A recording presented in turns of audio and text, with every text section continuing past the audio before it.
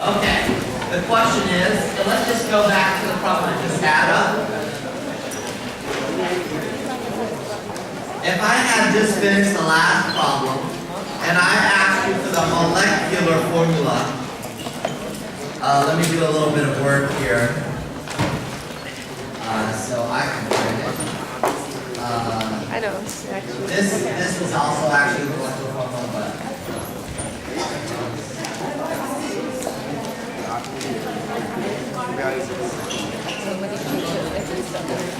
Okay, so let's say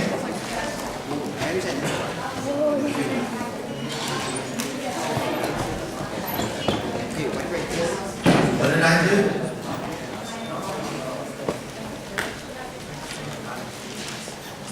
Oh, I was doing it backwards, I guess. Yeah, I guess the previous answer is 52.1. Okay, yeah, that sounds awesome. I'm totally fine with that. I guess I got it backwards. Those two numbers, 52.1. Okay, let's say you were given 92U is the molar mass of the real compound. So what you would do, and you want the molecular formula, you're asked for the molecular formula, what you would do is you take 92 and you divide it by the molar mass of this compound, which I calculated and I got 46. So this is from the periodic table of that compound right there. Okay? The top number is the one that's given. The top number will always be larger or equal to the bottom number. Okay? You divide those two, you better get a whole number, or something's very, very wrong. Okay? Once you get that whole number, you know how many times bigger the molecular formula is over the empirical formula. So I'm going to take the empirical formula, C2H6O1, and multiply the subscript through by 2, which is the number I just got, C4H12O2, would then be the molecular formula. Is that okay? Okay, cool, that's how you do it. Next, who else has a question? Yes? Page 8, number 13 of the practice exam. This is the balancing one. Right. Let's do this.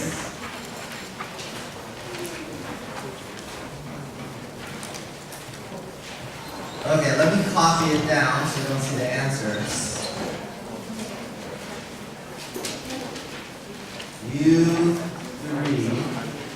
U3O8 plus HNO3 goes to UO2 NO3 2 plus NO2 plus H2O. Okay, what I like to do, this is again page 8, number 13. I like to start with the one with the worst subscripts.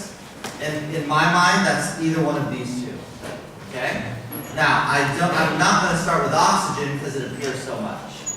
I could start with nitrogen, but it appears a lot too. So I'd rather start with uranium. So 3 here, I'm going to put a 3 here. Okay. Now, let's see. I have 2 nitrogens I don't know about. I have 2 hydrogens I don't know about. There's really now no easy place to go from here. There's 2 ways you can do it at this point. One is just start guessing, which is originally when I solved this that year, that's what I did. Because sometimes it can go pretty fast. So for example, how would that work? Let me see if I can repeat what I did before. If you were going to start guessing, you would say, well, I have 8 oxygens here. And how many oxygens do I have right here right now? Anybody?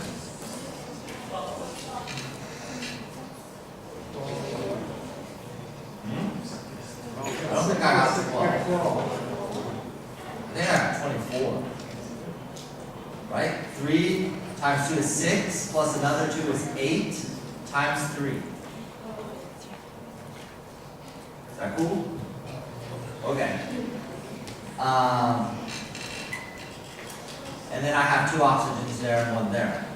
So, obviously, and if I'm going to set this at 1, okay, because of one of these, so I have 3 uranium on both sides. So, obviously, to get up to 24, I only have 8 right now. This needs some multiplier in front of it. Does that sound good? And this is the guessing method. So, I need some multiplier in front of this, such that 8 plus something will equal 24 plus something something. So I'm just going to start guessing whole numbers here. But I'm only going to guess even numbers. Does anybody know why? I will only guess even numbers. Because there's a 2 here, H2. So 2, 4, 6, 8, etc. And I'm going to balance it from there. Okay. Once I have a guess here, I'm going to pick up this nitrogen right there. So that's how I guess. You don't have to go very far. If you start at 2, it's just going to be 8. It's eventually going to be there. So that's one way. Maybe you don't like guessing because that's too abstract for you. Okay. You don't have to do that. There's another way to do it. You can just use algebra. So how does the algebra method work? Okay. If you wanted to use algebra, this is not the way I originally did it, but this is the way some of the students solved it that quarter. Okay, so what you would say is this is, pick your favorite letters. This is A, this is B, say this is C. Just put some variables in front. So right now, let's make a little formula for nitrogen. Okay? On the left-hand side, there's how many nitrogens? On the left. A. A times 1 is A. Equals on the right, there's how many nitrogens here? What do you get? 6 plus how many? B. See how that works? Now let's do another one for hydrogen. Okay, hydrogen is A equals 2C. Okay, now let's do it for oxygen. Oxygen is 8 plus 3A equals, remember 24? 24 plus 2B plus C. This can be simplified a little bit. 3A equals 16 plus 2B plus C. Okay, now I have 3 equations, 3 unknowns. So, would it be helpful to go through how I would solve this? Okay, it's not that hard. One thing you could do is make a substitution. A equals 2C, so 3 times 2C equals 16 plus 2B plus C. 6C equals 16 plus 2B plus C. Or 5C equals 16 plus 2B. So you got kind of another equation to work with. I'll check that in black here. Check. And what else could I do? Oh, I can also work with these 2 equations. These 2 are equal. 2C equals 6 plus B.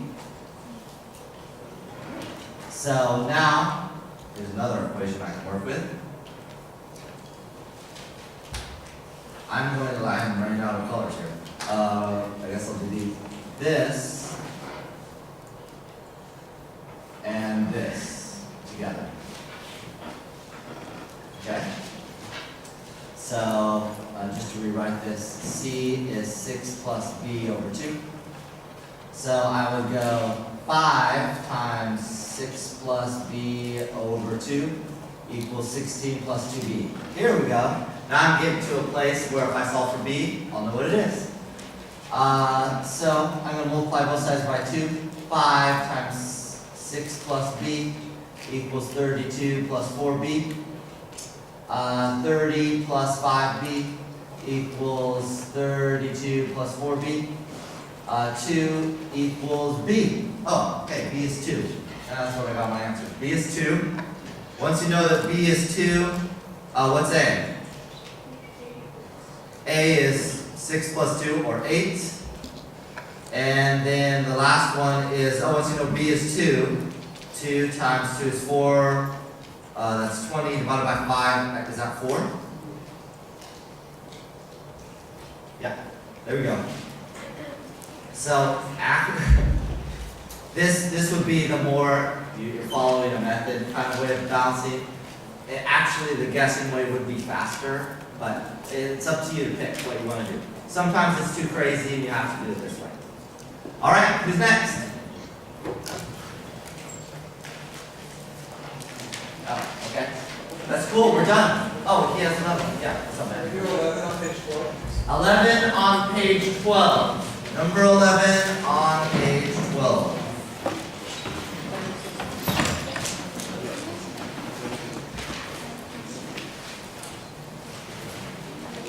Okay, this is a multiple choice question. Let me show you what it looks like. Ooh. Here we go. Hopefully you can kind of read that. Okay, number 11 at the bottom of the screen, you have a beaker with hydrofluoric acid and sodium hydroxide. And you want to know what this solution is best described as. Okay, hydrofluoric acid, that's alpha-CN acid. Which one though? Is it strong or weak? Weak. Hydrofluoric is not a strong acid, it's a weak acid. Sodium hydroxide, what's that? It's a base and what kind? Strong. How do we know this stuff? Yeah, it's on that table. Sodium hydroxide is on the table, so it's strong. Hydrofluoric acid is not on the table, not strong. Again, 2B, you don't know why. It's kind of beyond the scope of our class to tell you why. So, I have a weak acid and a strong base. You can do this pretty much with no math. The strong base is going to overpower the weak acid to make this essentially a basic solution. So I would pick C. And you don't even need the numbers, as long as the numbers are relatively similar. Within a factor of like 100. Yeah, you'll be fine. Now, you could actually do math with this and you'll get the same answer. But it's unnecessary. Okay, who's next? Yeah? On the fall order midterm, Do you know what page? Page 2. I can do that. Oh, that's a problem.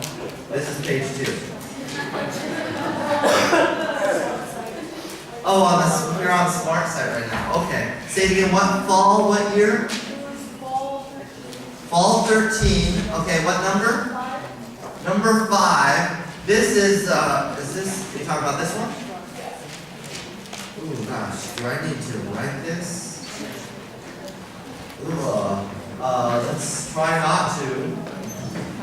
Okay, let's see if this works. Okay, I need to find the multipliers. You see, if you look through my practice test, you see this is a common problem. This is a way to put a consecutive reaction problem into a multiple choice. Okay, so what I'm going to do, follow my 2 types of strategies here. First one, I usually start off with, is there anything up here that appears only once down here? Anybody can help out here. SO2 is here and here. That one works. Okay, let's work with that one for a minute. So, I need 2 in the product, so B must be 2, right? Oh, it looks like it's B. Do you want me to continue, or does that make you happy? Okay, cool. Next. Love it. I mean, if you got part of the answer, it has to be that one, right? Unless you really don't know how to multiply 2 and 2. Okay, cool. Who's next? Yeah, way up there. 7 on the same page. Okay, we've got the density of paper here. What is the mass if I know these dimensions? Okay, so let me write this on a separate sheet here. That'll be easier for me. You need to know that density is mass over volume. This is just assumed knowledge from chapter 1. The density is 1.2 grams per centimeter millimeter cubed. The mass, we don't know. The volume, so we're talking about a piece of paper just like this. Okay, I know this is transparency, but it has a length times a width times a height. So volume, scratch here, is length times width times height. Again, that's assumed knowledge from algebra, whatever. Okay? So it gives me the length, width, and height, or the thickness. So I'm just going to multiply those. 76 millimeters times 215.9 millimeters times 279.4 millimeters. Now what's going to be my problem? The units are terrible. Let's extend this out. I need cubic centimeters in the denominator. All right, I have cubic millimeters. And so this is how I would do it. I just put the conversion right here in the bottom and then solve for m when you're done.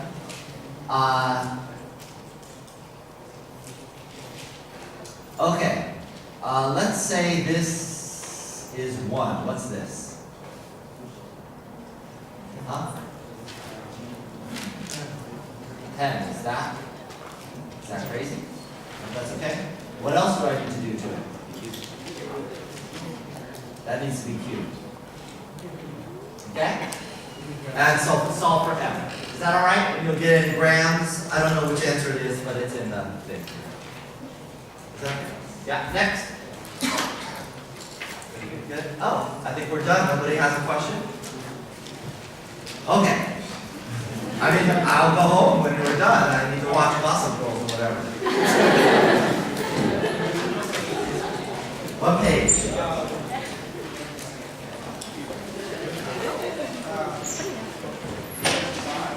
Page 5. Okay, flip it over there. No, page 5 is this. Okay, what exam is it? Fall 13, the last exam. Okay, what number again? Fall 13, number 18. Let me flip over there. Oh my gosh, this is definitely the last problem. Okay, this has parts A through L. You want to do all those parts? Seriously. Okay, no, it's okay. I'm paid for this, sort of. Okay.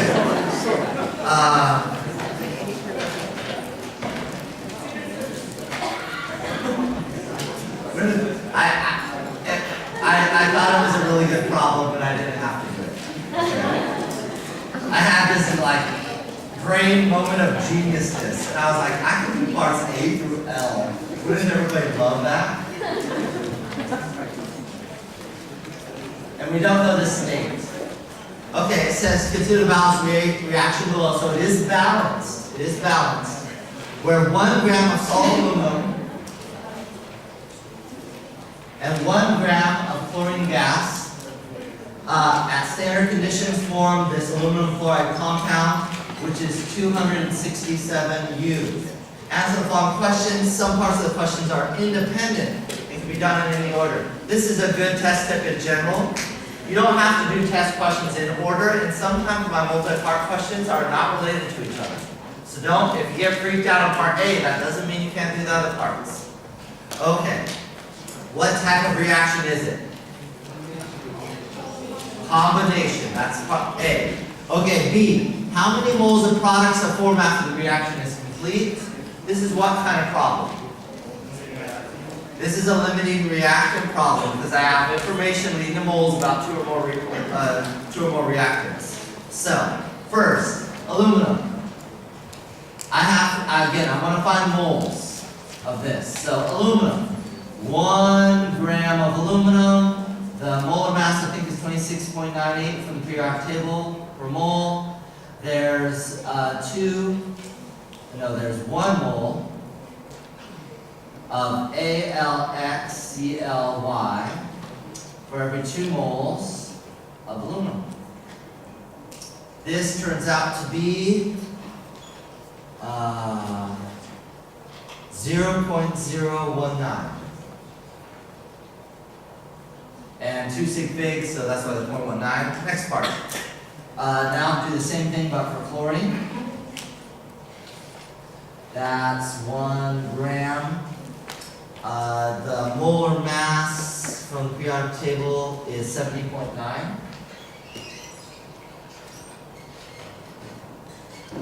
There's 1 mole of AlXCl over 3 moles of chlorine, Cl2. Okay, this turns out to be 0.0047. Okay, correct answer, top and bottom. Bottom is the correct answer. Let me circle that, just so you can remember. So then chlorine is the limiting reactant. For part C, aluminum is in excess. Okay? Alright, next part D. What mass of aluminum will be left over at the end of the reaction? So remember, aluminum's in excess. We didn't use all 1 gram of it. So I want to know how much is left over. So what you're going to do is take the correct answer, 0.0047 moles. And this is on the flow chart in our notes, our lecture notes. And then I'm going to go backwards to the reactant I'm interested in, that's aluminum. There's 2 moles of aluminum for every 1 mole of AlXCl. Then I'm going to change this to grams. So that's 26.98 grams per mole of aluminum. And this turns out to be 0.25. That's good. I got a number less than 1. I better have. Okay, that's the amount that was actually used. So that means that the amount of mass of aluminum remaining that is unused is equal to 1.0 minus 0.25, which equals 0.75. That's unused. What's the problem with my answer though? Sig figs. How many should I have? 1, because of this right there. So the answer really is 0.8 grams of aluminum. Okay. Oh, did I round right? Yeah. It kind of depends how you rounded. In the answer to you, see, I used more digits. That's fine. I would have accepted the other. Okay. That's D. E. What mass of chlorine will be left after the end of the reaction? Nothing. Why? Yeah, because it's a limiting reactant. So the answer to E hopefully was really easy. It's 0. Or it's limiting, completely consumed, however you want to write it. F. Find the empirical formula. This is totally unrelated to other stuff now. Now we're going to empirical formula of this compound. Okay, so now I need the moles of aluminum and the moles of chlorine to do this. So, I mean, it doesn't really matter what you start with.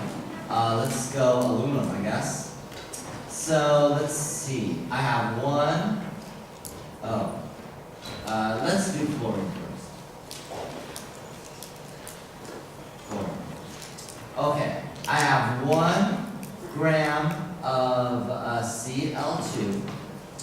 Then let's change this to moles. Moles, that's 70.90 grams. Now, what do I need to multiply by next? What more ratio are you talking about?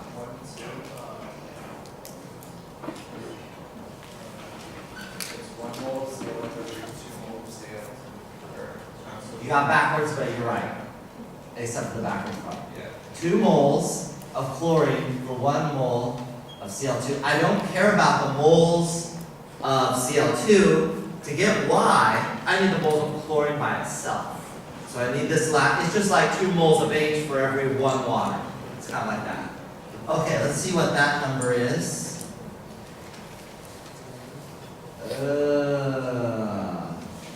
It's somewhere here. Oh, 0.0282. Okay, and this is moles of chlorine. And you see, I think the answer calculated slightly differently. It's totally fine. In fact, I like the way I did it on the answer key a little better. but here's just a different way to do it. Aluminum now. Let's get a different color. So here. Aluminum is kind of funny. You could do it if you follow the same method. You wouldn't use 1 gram of aluminum. What would I use? And this is a little different than how the answer did it, which is fine. Yeah, you use this, the actual amount used. So 0.25. Now you'll see the answer key. There's a different way to solve for it from starting from the actual answer. That's fine too. In fact, I really like that way. I don't know why I didn't think about it this time. So 26.98. And then there's, if you want to be really exact, there's 1 mole of aluminum in every 1 mole of aluminum. I mean, it's just, it's itself. Okay? But you didn't have to put that in. This turns out to be 0.0094. I believe, yes, 0 moles aluminum. Okay? So we've got now, if I get to a different color, X and Y.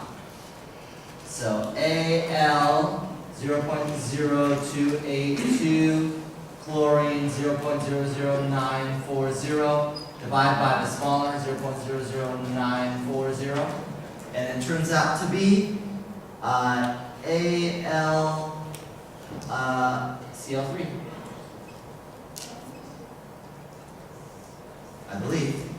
Is that right?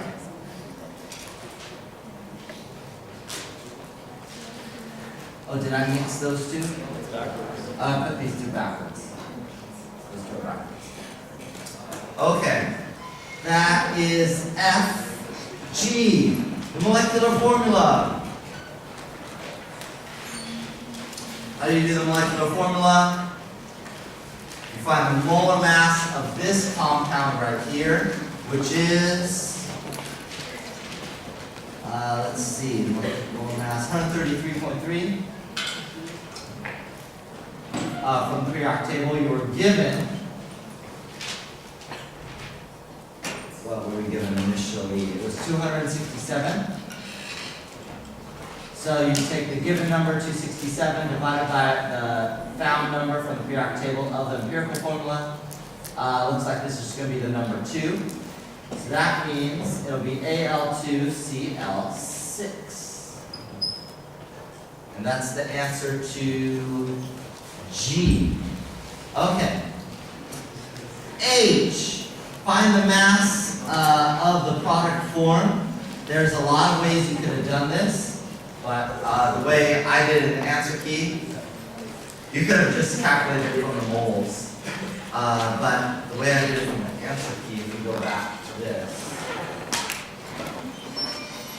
This, in one of the parts we found, was actually 0.25. And I said, well, law of conservation of mass, mass of products equal mass of reactants, so 1.25. I just added these two numbers. You could have also just used the moles and used the molar mass to convert. But the reason I did it that way in the answer key is assuming you weren't able to do the previous part. How else could you have solved it? So if you couldn't get the empirical formula, you can still have done part G. Oh, no, H. Okay. Let's see. I. Find the mass percent of aluminum in the product. Mass percent of aluminum in the product. So the product, let's see. We know from previously we had 100. The total of the product from the previous part is 1.3 grams. And so this is aluminum. That aluminum, by the way, was found in part D. And then this one was found in part H. This is total. This will turn out to be about 20%. but we wanted to 2 sig figs, so 2.0 times 10 to the 1%. And then J, find the mass percent of chlorine. If aluminum is 20, then chlorine must be the other 80. So 80% is the correct answer for J. For K, will the product precipitate in solution? How would I find that out? Solubility rules, according to bullet 2, if you look at solubility rules, chlorides are aqueous. So no, the answer is no. L, how many atoms of aluminum are in 1 gram, are in the 1 gram of aluminum given in the problem? This is a totally independent problem as well. If you have 1 gram of aluminum, I want to know the number of atoms. So change this to moles, 26.98 grams per mole. And then 6.022 times 10 to the 23rd atoms of aluminum per mole of aluminum. And I got 2.2 times 10 to the 22nd. Craziness. Okay. I hope you see the geniusness behind this question. All in one page. Okay. I'm going to stop it right there, and we can go home, watch TV, whatever. Yeah, cool. Hope you enjoyed it. Yes, yes.